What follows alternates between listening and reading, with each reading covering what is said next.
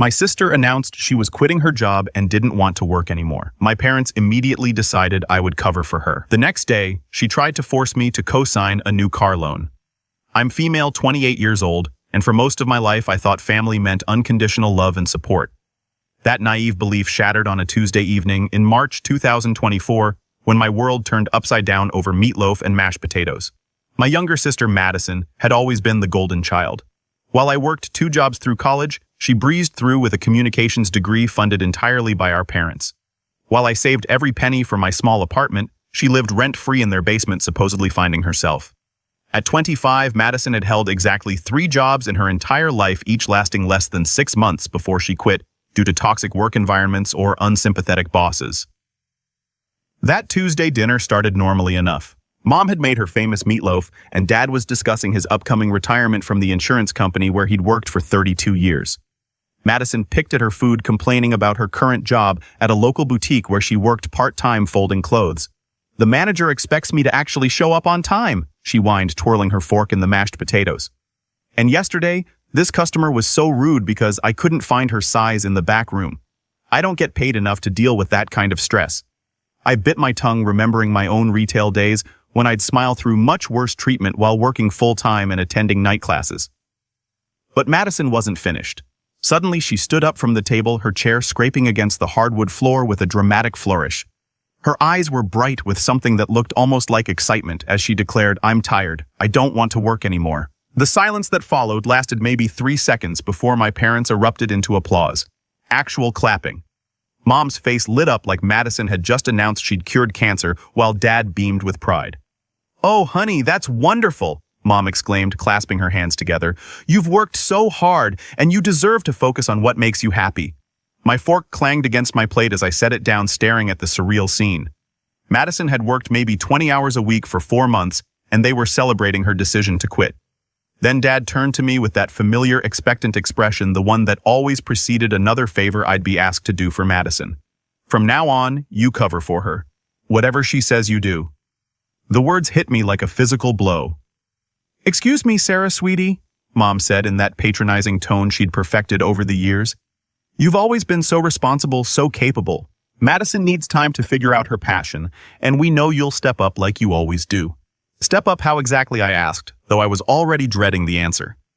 Madison smiled sweetly, the same smile that had gotten her out of chores, homework, and consequences her entire life. "Well, I'll still need my lifestyle maintained while I explore my options. Car payments, shopping, going out with friends. You understand, it's temporary, just until I find my calling." I stared at each of them in turn, waiting for someone to laugh and admit this was all an elaborate joke. When no one did, the reality of their expectations settled over me like a suffocating blanket. "You expect me to pay for Madison's life while she does what exactly?" "Whatever makes her happy," Dad said firmly. "You make good money at the marketing firm and you don't have many expenses. It's the least you can do for family, the least I could do. After putting myself through college, working 60-hour weeks to build my career, and never asking them for a dime since I turned 18, supporting my adult sister was apparently the least I could do." I excused myself early that night, claiming I had work to finish. Nobody seemed to notice my shell-shocked expression or the way my hands trembled as I gathered my purse. They were too busy planning Madison's freedom journey and discussing how wonderful it was that she was prioritizing her mental health. The next morning, I was reviewing quarterly reports when my phone rang. Madison's contact photo, a selfie she'd taken with my expensive camera without asking, filled the screen. "Sarah, good news," she chirped, her voice bright with the enthusiasm of someone who'd just spent someone else's money. "I found the perfect car yesterday. A certified pre-owned BMW 3 Series in silver. The dealer said, I have excellent taste." My stomach dropped. "Madison, you can't just buy a car without—" "Oh, but I didn't buy it yet," she interrupted. "I mean, I picked it out and everything, but they need a co-signer since I don't have income right now. You'll get the forms to sign. Don't delay.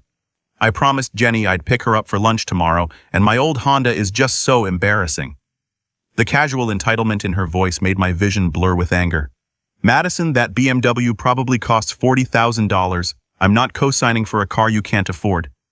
The line went quiet for a moment. When she spoke again, her voice had lost all its artificial sweetness. "You'll sign the papers, Sarah. Mom and Dad already explained the arrangement to you. The arrangement where I become your personal ATM while you play house. I don't think so. We'll see about that." She hung up, and I sat there staring at my phone, wondering how my family had become people I didn't recognize. That evening, I decided to drive over to their house to have a calm, rational conversation about boundaries and expectations. I still believed somewhere in my naive heart that I could make them understand how unreasonable their demands were. The moment I walked through the front door, I knew I'd made a mistake. All three of them were waiting in the living room like some twisted intervention committee. Madison sat in Dad's recliner, his sacred chair that no one else was ever allowed to use, while Mom and Dad flanked her on either side of the couch. Sarah, Dad said in his stern voice, the one he'd used when I was 16 and came home past curfew. Madison told us about your conversation today. We're disappointed in your selfishness. Selfishness? The word came out as a croak. How is refusing to co-sign for a car I can't afford? Selfish? Madison rose from the chair with theatrical grace, her face twisted into an expression of hurt and betrayal. How can you be so cruel to your own sister? After everything our parents did for you, this is how you repay them. Everything they did for me, I stood up straighter, finding my voice. They did for you, Madison. I paid my own way through college, bought my own car, got my own apartment. The slap came so fast I didn't see it coming. Madison's palm connected with my cheek with a sharp crack that echoed through the quiet room. The force of it made me stumble backward, my hand flying to my face in shock. For a moment, nobody moved. I touched my lip and felt wetness. She'd split it open with her ring. Madison, I gasped.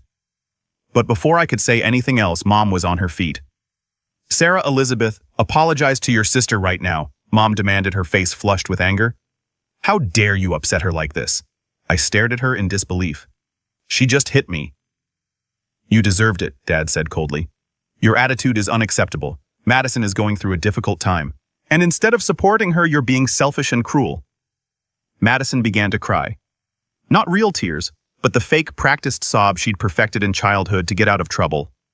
I just want to feel normal, to have nice things like other people. Is that so wrong? Sarah has so much, and I have nothing. You have nothing because you quit every job you've ever had, I said, wiping blood from my split lip. You have nothing because you've never worked for anything in your life. That's enough, Dad roared, standing up from the couch. Your duty is to support your family, not judge them. If you can't fulfill your obligations as a daughter and sister, then don't ever step foot in this house again. The ultimatum hung in the air like a toxic cloud. I looked at each of their faces, searching for some sign of the people who had raised me, who had supposedly loved me. Instead, I saw strangers wearing familiar faces, united in their belief that I existed solely to serve Madison's whims. I wiped the blood from my lip one more time, tasting the metallic bitterness on my tongue. Fine. The word came out steady and calm, which seemed to surprise them more than if I'd screamed. Fine, Mom repeated uncertainly. You want me gone? I'm gone. I picked up my purse and walked toward the door, my footsteps echoing on the hardwood floor. Don't call me, don't text me, don't show up at my apartment. As of right now, I don't have a family. Sarah, wait. Mom started, but I was already opening the front door. You'll come crawling back, Madison called after me, her voice dripping with false confidence. You always do. You can't survive without us. I turned back one last time, meeting her eyes across the room. Watch me. The next morning started at 6 a.m. with the first phone call. I was getting ready for work when my phone buzzed with Mom's contact information. I let it go to voicemail. 5 minutes later, it rang again, then again. By the time I left for the office, I had 14 missed calls from various combinations of Mom, Dad, and Madison. The voicemails started desperate and quickly turned angry. Sarah, honey, call me back. We need to talk about last night. That was Mom. Sarah, this is ridiculous. Call your mother back. Dad, you're being dramatic and everyone knows it. Call me back so we can figure out the car situation. Madison. I deleted each message without listening to it fully and blocked all 3 numbers before I reached my office building, but they were persistent. Around noon, my work phone rang. Sarah Mitchell's office. I answered in my professional voice. Sarah, thank God Mom's voice came through the speaker. You blocked our numbers. How could you do that to your own family? I'm at work, Mom. I can't talk about personal matters on my work line. This is about Madison's car. The dealer called this morning asking about the cosigner paperwork. You're embarrassing her, Sarah. She promised her friends she'd have it today. I closed my eyes and counted to 5. I'm not co-signing for anything. I made that clear yesterday. But you have to. She already told people. I hung up and immediately called the front desk to block any personal calls from being transferred to my extension. The harassment continued for 3 days. They recruited extended family members, family friends, even our old neighbor Mrs. Patterson to call and guilt me into doing the right thing. Each caller had the same message: I was being selfish. Madison was fragile and family was supposed to stick together no matter what. By Thursday, I was exhausted from dodging calls and explaining to concerned relatives that I wasn't having a breakdown. I was having a breakthrough. The final straw came when Madison somehow got my work address and showed up at my office building. I was leaving for lunch when I spotted her standing by the reception desk wearing designer jeans and a leather jacket I'd never seen before. New purchases, no doubt made with the credit cards my parents funded. "There you are," she said brightly as if nothing had happened. "I was hoping we could grab lunch and sort out this silly misunderstanding." "There's no misunderstanding, Madison. I'm not signing your car loan." Her smile faltered for just a moment before snapping back into place. "Don't be ridiculous. You're my sister. Of course you're going to help me. I'm not your sister anymore. You made that clear when you slapped me and Mom and Dad kicked me out for not being your personal bank account." "Oh, come on." She laughed, but it sounded forced. "You're being way too dramatic. It was just a little slap. You've always been so sensitive." The receptionist was watching our conversation with undisguised curiosity, along with several of my colleagues passing through the lobby. This was exactly the kind of scene I'd hoped to avoid at my workplace. "Madison, you need to leave. If you come here again, I'll call security." "You wouldn't dare," she said, but uncertainty flickered in her eyes. "Try me." I walked past her toward the parking garage, and she followed, her heels clicking frantically on the concrete as she struggled to keep up. "Sarah, wait. You're ruining everything. I already told Jeremy about the car. He thinks I'm getting it today. How am I supposed to explain that my own sister won't help me?" "Tell him the truth," I said, reaching my car. "Tell him you expected me to pay for something you can't afford, and I said no like any reasonable person would. But I need this car." The desperation in her voice was real now. "My Honda is breaking down and I can't drive around in that piece of junk anymore. What will people think?" I paused with my hand on the car door handle. For a moment, just a moment, I almost felt sorry for her. Then I remembered the slap, the blood on my lip, and my parents' faces as they chose her over me without hesitation. "Figure it out, Madison, like the rest of us adults do." I drove away, leaving her standing in the parking garage. And for the first time in 3 days, I felt something like peace. That weekend, I decided to take a trip to clear my head. I'd been working so hard for years that I'd forgotten what it felt like to do something purely for my own enjoyment. I drove up to Lake Tahoe, checked into a cozy bed and breakfast, and spent 2 days hiking, reading, and remembering who I was before I became Madison's backup plan. It was during that peaceful weekend that I got the call that changed everything. "Miss Mitchell, this is Detective Rodriguez with the Riverside County Sheriff's Department. I'm calling about your parents, Robert and Linda Mitchell." My blood turned to ice. "What happened? Are they okay?" "They're fine physically, ma'am, but they've been arrested on charges of embezzlement and fraud. We found your contact information in their emergency documents. We need you to come to the station to answer some basic questions about your family's financial situation." The drive back to town was a blur of confusion and disbelief. My parents arrested. It didn't seem possible. Dad had worked for the same insurance company for over 3 decades, and Mom had been a part-time bookkeeper for a local nonprofit. They were the most boring, law-abiding people I knew. The police station was exactly as depressing as you'd expect. Detective Rodriguez was a kind-faced woman in her 40s who led me to a small interview room that smelled like stale coffee and industrial disinfectant.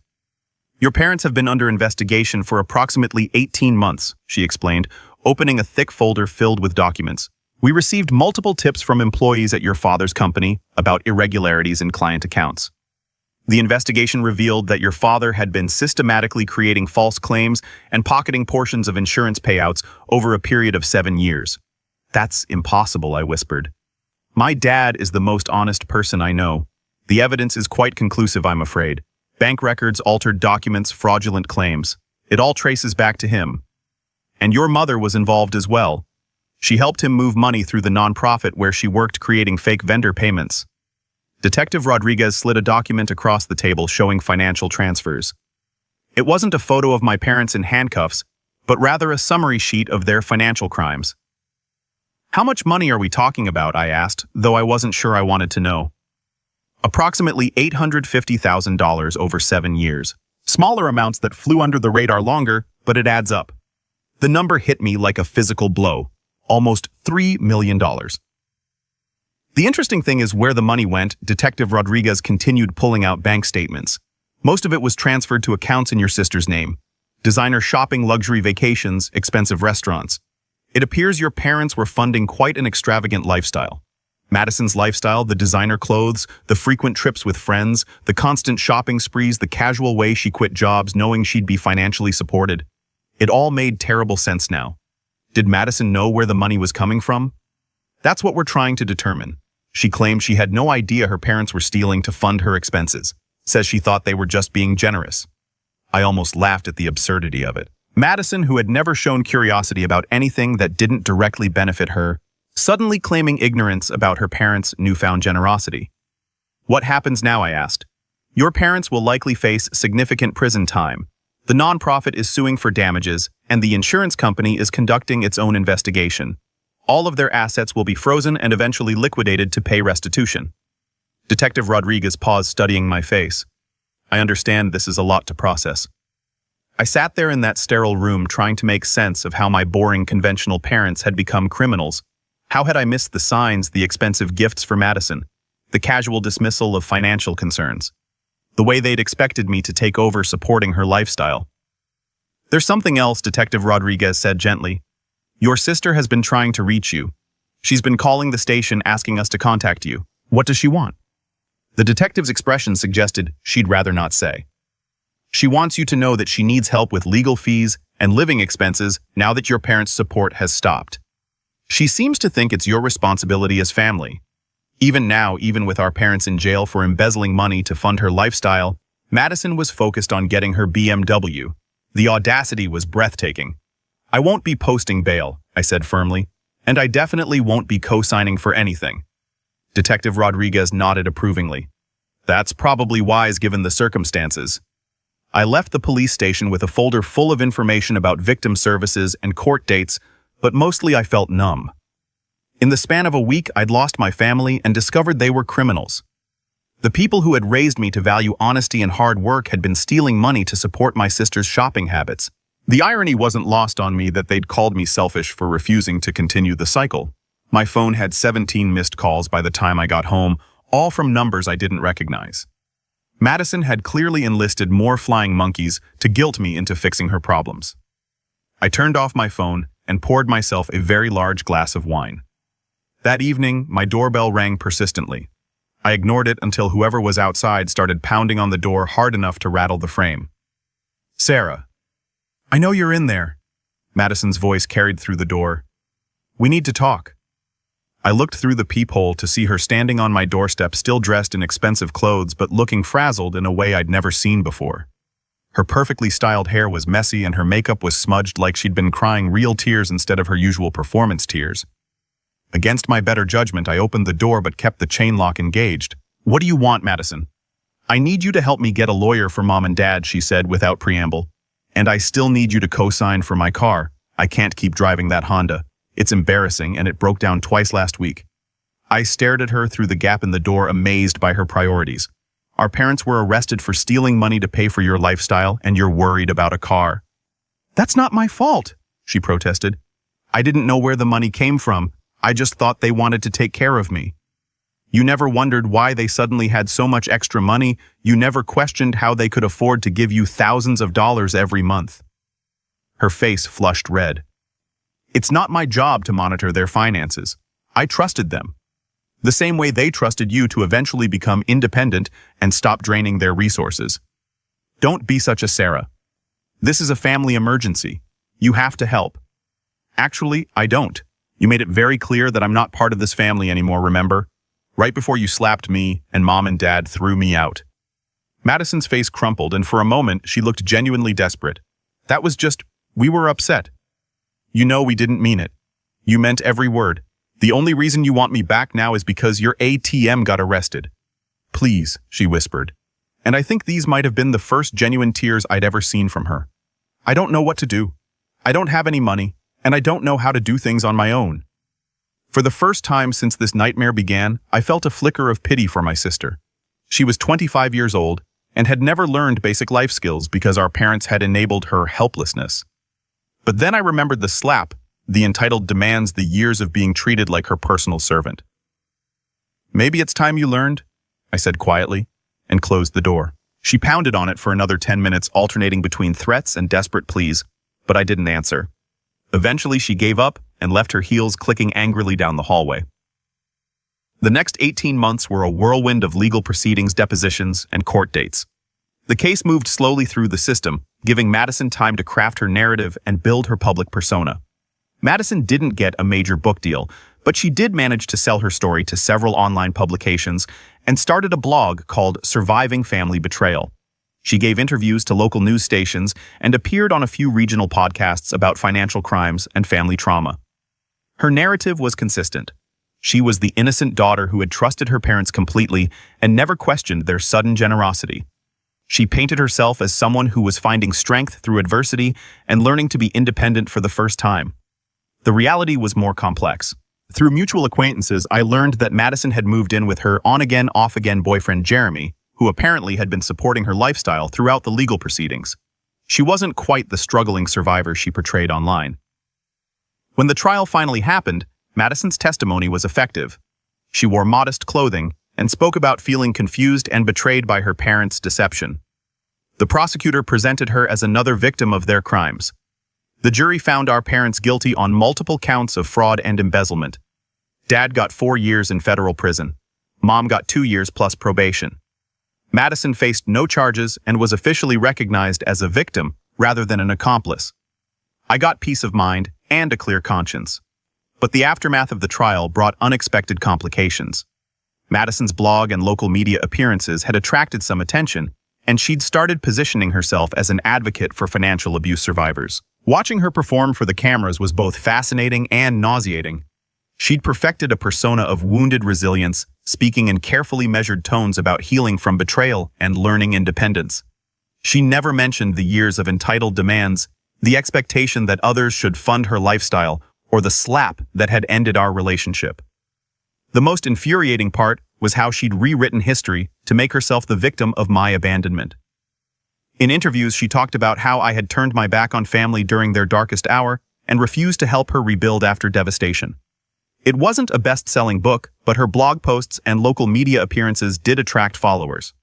People online praised her strength and courage while privately messaging me to call me heartless and selfish for not supporting her during the crisis.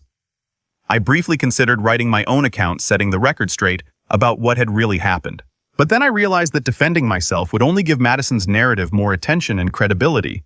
The people who mattered already knew the truth, and I didn't owe explanations to strangers on the internet.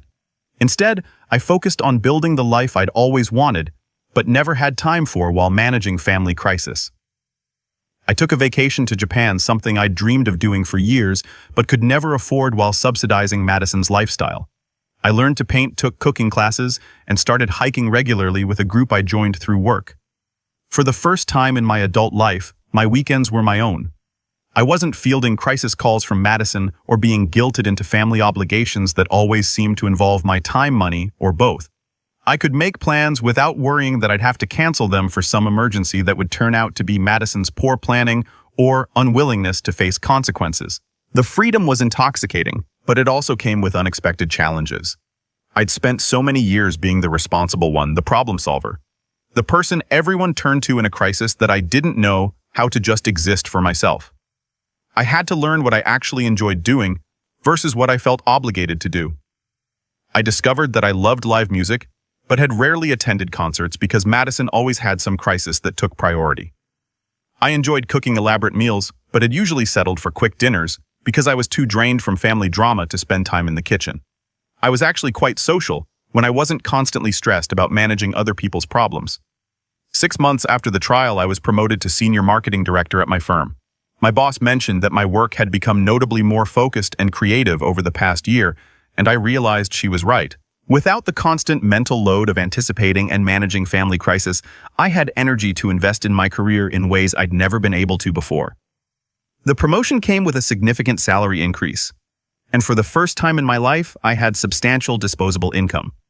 Not the kind that disappeared immediately into family emergencies or guilt-driven loans that were never repaid, but actual money I could use for myself. I bought a beautiful townhouse in a neighborhood I'd always admired but thought was out of my reach. It had a small garden where I could grow vegetables, a home office with natural light, and a guest room that I decorated exactly how I wanted without considering whether it would be suitable for Madison's visits. The housewarming party was small but perfect. Colleagues from work knew friends I'd made through my hobbies, and my cousin Jennifer, who had been one of the few family members to see through Madison's victim narrative. Nobody asked where my parents or sister were, and I didn't feel obligated to explain their absence. Around this time, I started getting messages from extended family members who had initially sided with Madison, but were beginning to see inconsistencies in her story. My cousin Jennifer, who had always been the black sheep for asking uncomfortable questions, called me one evening with observations that validated my own suspicions. "I've been watching this whole situation," she said, "and I just want you to know that some of us aren't buying Madison's complete innocence act. She's posting pictures from expensive restaurants while claiming to be struggling financially." "What do you mean? Look at her Instagram from last month. She's at that new steakhouse downtown with Jeremy ordering wine that costs more than I spend on groceries in a week, and she just posted photos from a weekend trip to Napa Valley. If she's really in financial crisis, like she claims in her interviews, where's this money coming from?" Other relatives began sharing similar observations. Madison's narrative of hardship didn't align with her social media posts showing designer purchases and weekend getaways. She might have been working part-time at a department store, but she was clearly receiving financial support from somewhere, most likely Jeremy, though she never mentioned him in her public story. I didn't engage much in these conversations. I appreciated the apologies and the acknowledgement that they'd judged the situation too quickly, but I wasn't interested in becoming the central hub for family gossip about Madison's inconsistencies. I'd spent too many years being the family's emotional dumping ground to willingly step back into that role. The most significant change wasn't financial or professional, though it was emotional. I'd spent so many years walking on eggshells, managing other people's feelings, and accepting blame for things that weren't my fault, that I'd forgotten what it felt like to have my own emotional needs respected. In therapy, something I finally had time and mental space for, I learned about concepts like emotional labor and parentification. I realized that I'd been trained from a young age to prioritize everyone else's comfort over my own well-being, and that this pattern had shaped every relationship in my life. Dr. Martinez, my therapist, helped me understand that my parents hadn't just failed to protect me from Madison's manipulation. They had actively participated in it by consistently choosing the path of least resistance. It was easier to pressure me to give in than to hold Madison accountable for her behavior. "You became the family shock absorber," she explained during one session. "Every time there was conflict or tension, you were expected to absorb it so everyone else could remain comfortable." This insight was both liberating and painful. Liberating because it helped me understand that my decision to cut contact wasn't cruel or selfish. It was necessary for my emotional survival. Painful because it forced me to grieve not just the loss of my current family relationships, but the realization that those relationships had never been what I thought they were. I believed I was loved and valued as a person, but I was really only valued for what I could provide. The moment I stopped being useful, I became disposable. That hurt in ways I was still processing months later, but it also explained why I felt so much lighter and happier without them in my life. I wasn't constantly bracing for the next crisis, the next demand, the next guilt trip. I could wake up in the morning and plan my day around my own priorities instead of someone else's emergencies. The day after sentencing, Madison managed to get my personal cell phone number and called from Jeremy's phone.